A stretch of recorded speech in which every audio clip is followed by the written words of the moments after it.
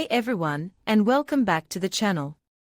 Today, we are diving into the chilling world of Antlers, the 2021 horror film based on Nick Antosca's short story. It's dark, it's heavy, but it's also gripping and suspenseful. I wouldn't say I'm completely blown away, but it's definitely worth a watch, and it does have something to say. The story centers around Lucas and his teacher. Two drug dealers set up a lab in an abandoned mine. They finish their work, hear strange noises, and are attacked by a horned creature. One of them, Frank Weaver, leaves behind a son, Lucas. Lucas is a troubled kid, he's quiet, kills a raccoon on his way home, and seems terrified of a locked room. His teacher, Julia, is struggling with alcoholism and past trauma. She recently returned to her childhood town after a 20-year absence, now living with her brother, Paul, the local sheriff, played by Jesse Plemons from Jungle Cruise. Julia immediately notices something's off with Lucas. Is it his withdrawn nature? The bullying he faces? Or something else entirely? We'll get back to that. In class, she asks Lucas to read a story.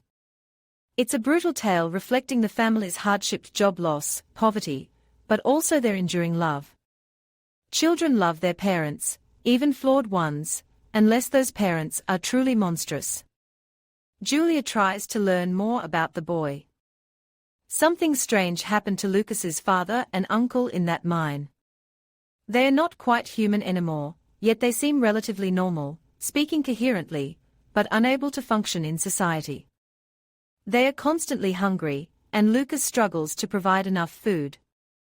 It's odd, American police are quick to intervene in cases of neglect, yet the sheriff and school principal are strangely slow to act. Is this a commentary on small-town apathy? Another film aiming to scare people into the big city. The principal finally investigates, only to be devoured by Frank, who then transforms into something terrifying and goes hunting. Only after the principal disappears, does the police finally investigate Frank Weaver's home. Frank Weaver, despite being a drug addict, genuinely loved his sons, raising them alone for years. Understanding his monstrous transformation, he tries to protect them. This brings us back to Julia and her interest in Lucas. Did she see a reflection of her own abused childhood, escaping an abusive father, leaving her brother behind? No, because Lucas doesn't hate his father, he loves him and believes they'll be together. What Julia sensed was Lucas's fear not of the monstrous beings his family became, but of his inability to feed them. Meanwhile, Julia and Paul consult a local elder who speaks of the Wendigo, a spirit of a hunter who consumed human flesh, and became pure evil. This is what the drug dealers encountered in the mine. One was killed, the other became its vessel. The film draws a parallel. The modern Wendigo consumes people morally, psychologically, or physically through abuse and humiliation. The more they inflict suffering, the hungrier they become.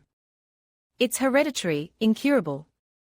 This makes Paul, Julia's brother, a more likely candidate than Frank Weaver. I don't see any other connection between Julia and Lucas's separate stories.